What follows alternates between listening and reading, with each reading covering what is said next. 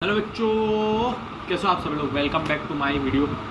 आज ओसीएम का last day है, मतलब डे 6 है और आज हम चैप्टर 4 ऑर्गेनाइजिंग को ख़त्म कर देंगे। तो आज ये चैप्टर को हम ख़त्म कर देंगे। तो आते हैं हम delegation of authority.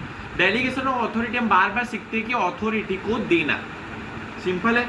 According to legal you देखें तो पावर मीन्स क्या है, अथॉरिटी उसको बोलते हैं जिसमें हम कोई लीगल एक्शन ले सके, क्या कर सके, लीगल एक्शन ले सके।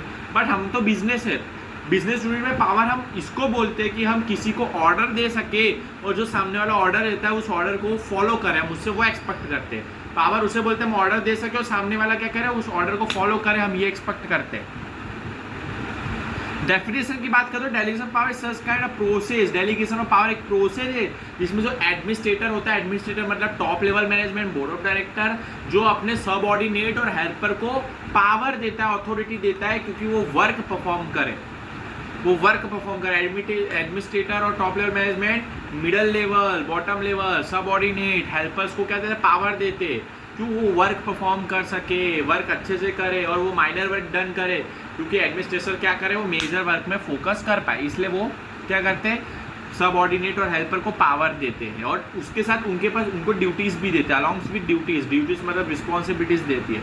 उसके बाद helper give power, they are responsible, वो रिस्पॉन्सिबल है तो वर्क डन करके, तो वो क्या वर्क डन करके वो एडमिनिस्ट्रेटर को तो दे देंगे। फिर भी लास्ट में फाइनल रिस्पॉन्सिबिलिटीज तो है, वो तो वो फाइनल जो रिस्पॉन्सिबिलिटी टॉप लेवल मैनेजमेंट की रहेगी, क्योंकि सबसे ऊपर टॉप लेवल मैनेजमेंट जाता है। आपको पता है ना ड्यूटीज कैसे जाती है, अकाउंटेबिलिटी, जिम्मेदारी कैसे जाती है, तो लास्ट में टॉप लेवल मैनेजमेंट ही क्या होता है, रिस्पॉन्सिबल होता है। अगर इसके इंपॉर्टेंट देखना तो देखो work efficient management. Work efficient management कैसे होता है कि जब एडमिनिस्ट्रेटर अपना जो वर्क जो उसका लोड है वो कम करता है, लेस करता है, लेस वर्क लोड करेगा, मतलब वो एडमिनिस्ट्रेटर सबऑर्डिनेट और हेल्पर को पावर देता है, डेलीगेशन ऑफ अथॉरिटी देता है। इसकी मदद से वो क्या करता है, उनको पावर देता है, रिस्पॉन्सिबिलिटी देता है और वो माइनर वर्क डन करते हैं, और जिसकी वजह से ये जो अपने एडमिनिस्ट्रेटर है, बोर्ड ऑफ डायरेक्टर, वो मेजर वर्क में फोकस कर पाते हैं, जिससे एफिशिएंट मैनेजमेंट हो जाता है। धीरे धीरे क्या होता है, एफिशिएंट मैनेजमेंट हो जाता है। फिर डेवलपमेंट ऑफ एम्प्लॉयज, अब वो एम्प्लॉयज को क्या दे रहे हैं, हेल्पर्स एम्प्लॉयज को क्या दे रहे, पावर दे रहे, अथॉरिटी दे रहे, रिस्पॉन्सिबिलिटी दे रहे। इससे वो क्या करेंगे, इससे वो डिसीजन लेंगे। अब तो उनके पास हक है, उनके पास पावर है, तो क्या लेंगे, डिसीजन लेंगे, क्या करेंगे, डिसीजन लेंगे और धीरे धीरे डिसीजन लेंगे, फोकस करेंगे, वो हमें बिजनेस में कौन से वर्क अच्छे परफॉर्म करने हैं, धीरे धीरे ये करेंगे। Employees working organise get opportunity to work take decision, उनको क्या है, वर्क करने के लिए डिसीजन लेने का उनको पावर मिलेगा, तो उससे क्या होगा, उनका डेवलपमेंट होगा, धीरे धीरे प्रोग्रेस करेगी, इससे खुद ही एम्प्लॉयजमेंट का डेवलपमेंट होगा और उनका जो कॉन्फिडेंस है धीरे धीरे इंप्रूव्ड होगा। धीरे धीरे डिसीजन लेंगे, अच्छा डिसीजन लेंगे, सही लेंगे, तो उनका जो कॉन्फिडेंस लेवल है वो भी इम्प्रूव्ड होते जाएगा।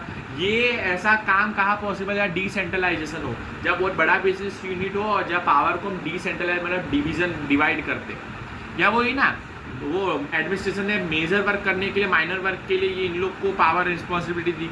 अगर वो अभी एम्प्लॉयज ये सब पावर अथॉरिटी का यूज़ करके अब डिसीजन ले रहे, धीरे धीरे डिसीजन ले रहे, तो अभी उनका भी क्या कॉन्फिडेंस लेवल क्या हो रहा है, बूस्ट हो रहा है। ऐसी मोटिवेट भी हो जाते हैं, क्योंकि ये लोग इनको पावर रिस्पॉन्सिबिलिटी, तो ये रोज़ डिसीजन लेते हैं, धीरे धीरे डिसीजन लेके ये क्या होता है, उसमें एफिशिएंट हो जाते हैं, उसमें उनकी एबिलिटीज़ क्या होती है, इंक्रीज होती है, वो डेवलप्ड, अपनी एबिलिटीज़ भी उसकी डेवलप्ड हो जाती है, उसकी स्किल डेवलप्ड हो रही है। धीरे धीरे ऐसा वक्त आएगा कि जो भी डिसीजन लेगा सब राइट होगी, क्योंकि उसको अभी आदत हो गई डिसीजन लेने की और उसमें वो एक्सपर्ट हो जाएगा, जिससे वो मोटिवेट भी होते हैं, वाह भाई मेरी भी कोई इज्जत है, मेरे को भी इन्होंने अथॉरिटी पावर दी है कि मैं भी डिसीजन ले सकूँ, तो इनसे मोटिवेट भी होते हैं, इनका कॉन्फिडेंस भी बूस्ट होता है और सेल्फ कॉन्फिडेंस भी बढ़ता है। तो ये कब पॉसिबल है, जब आप डेलीगेशन ऑफ अथॉरिटी दो, रिस्पॉन्सिबिलिटी, तो तभी बेनिफिट ऑफ स्पेशलाइजेशन का भी बेनिफिट यह होता है, क्योंकि यह क्या होता है कि कोई सिंगल यूनिट होता है ना, जहाँ स्मॉल यूनिट होता है वहाँ तो सेंट्रलाइजेशन चलता है, वहाँ तो सब डिसीजन सब टॉप लेवल लेता है और सब संभालता भी टॉप लेवल है। बट ऐसा सच होता है ना, जहाँ हेल्पर्स को हम वर्क करने के लिए अथॉरिटी देते हैं, रिस्पॉन्सिबिलिटी देते हैं, तो उससे क्या होता है, उनका सेल्फ कॉन्फिडेंस क्या होता है, बूस्ट होता है। जहाँ हम क्या करते हैं कि उनको पावर देते हैं, तो पीपल का क्या होता है, वो डिफरेंट काइंड ऑफ वर्क करते हैं, डिसीजन लेते हैं, ये सब करते हैं, तो उनका स्पेशलाइजेशन स्किल डेवलप्ड होता है, वो एक वर्क में माहिर हो जाते हैं। इसलिए एक एम्प्लॉयज़ को एक बार अच्छे जाते हैं तो इसमें बेनिफिट है स्पेशलाइजेशन में, उनकी एबिलिटीज़ बढ़ती है, उनकी स्किल बढ़ती है। सेंट्रलाइजेशन में नहीं है, वहाँ तो एडमिनिस्ट्रेटर के पास ही पावर होती है। भी डिसेंट्रलाइजेशन जब बड़े यूनिट होते हैं वहाँ सबको पावर दिया जाता है, तो वो उधर सब ऑर्डिनेट को भी पावर दिया जाता है, तो वो डिसीजन लेते हैं, उनकी एबिलिटीज़ प्रोग्रेस होती है, उनकी स्किल बढ़ती है। ये बेनिफिट ऑफ स्पेशलाइजेशन का भी फायदा है with the help of delegation of authority with coordination. इसमें रिलेशन बनता है due to delegation of authority, पहला रिलेशन बनेगा top level management and helpers का, बोल सको एडमिनिस्ट्रेटर और सबऑर्डिनेट का।